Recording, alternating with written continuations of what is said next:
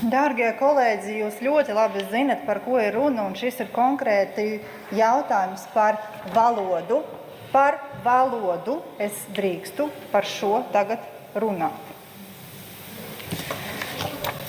Neviens neapstrīd, ka latviešu valoda ir vienīgā valsts valoda, bet jūs arī nevarat apstrīdēt, ka pie mums Latvijā, mūsu valstī, dzīvo ļoti dažādi cilvēki, kas nāk no dažādām ģimenēm, kas nāk arī no divvalodīgām ģimenēm, kā piemēram es.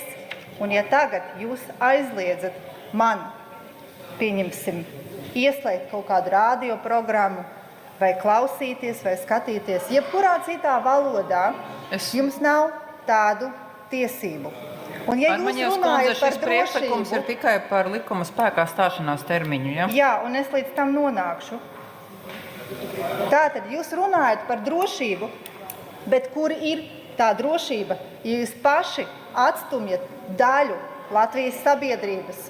Un jā, mums Latvijā ir dažāda sabiedrība ar dažādām valodām, izcelsmēm, kultūru, bet mūs visas vieno mīlestība pret mūsu dzimteni, pret Latviju, valsti, kurā mēs esam dzimuši, auguši, maksājuši nodokļus un palīdzējuši viens otram. Tāpat jūs arī runājat par demogrāfiju, bet kā tieši jūs Armaņevs kundze, mēs šeit varam debatēt tikai par datumu. Kādēļ 1. janvārs ir labāks par ātrāku spēkā stāšanos? Es līdz tam nonākšu. Vai jums ir jādebatē par priekšlikumu? Vai kārtības rullī ir kaut kāds nosacījums, cik es ilgi varu ievadu veikt? Tā, lai būtu saprotams, ka par priekšlikumu. Jā. Man ir vēl 3 minūtes. Tātad, jūs runājat par demogrāfiju, bet kā tieši jūs plānojat uzlabot demogrāfiju, ja daļai Latvijas ģimeņu uzliekat zīmogu kremlinists? Jo, ko līdz kāds pārzina krievu valodu, runā tajā, domā tajā, tā uzreiz viņam tiek uzlikt zīmogs kremlinists. Ja cilvēks maksā šeit nodokļus, strādā, Armaņevs kundze, es ļoti atvainojos, bet es saprotu, ka jums ir uzrakstīta runa, bet ir jārunā par priekšlikumu, kas ir par termiņu. Jūs vēl nevienu brīdi neesat pie tā nonākusi. Manā runā ir garāks ievads, vai man ir tiesības uz garāku ievadu? Nav? Nu tad balsojam par to, ka man nav tiesība runāt. Nesarunājieties ar zāli.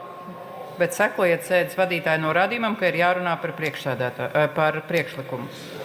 Arī par priekšsēdētāju var parunāt. Tātad,